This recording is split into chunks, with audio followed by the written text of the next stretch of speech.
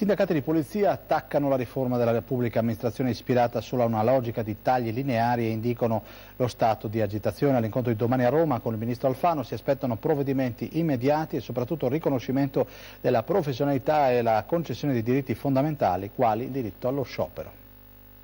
I sindacati di polizia hanno proclamato lo stato di agitazione di tutto il comparto di sicurezza e delle federazioni di sicurezza contro la riforma della pubblica amministrazione ispirata solo a una logica di tagli lineari. Lo rende noto il segretario regionale UGL Raffaele Padrone, aggiungendo che quello di cui il settore pubblico ha bisogno è una riforma equa che semplifichi e produca risparmio senza colpire professionalità interne che invece devono essere valorizzate. Le forze dell'ordine, continua Padrone, hanno sempre avuto una specificità, ma con l'ultimo Consiglio dei Ministri hanno manifestato la volontà di omologare il comparto della sicurezza per la parte relativa ai doveri a tutti gli altri lavoratori della pubblica amministrazione, dimenticando di concedere diritti fondamentali, quali il diritto allo sciopero, il part-time e la possibilità di effettuare doppio lavoro purché non palesemente in contrasto con i doveri d'ufficio. Dall'incontro di domani con il ministro Alfano ci aspettiamo segnali concreti, provvedimenti immediati, non pacche sulle spalle o vuote promesse.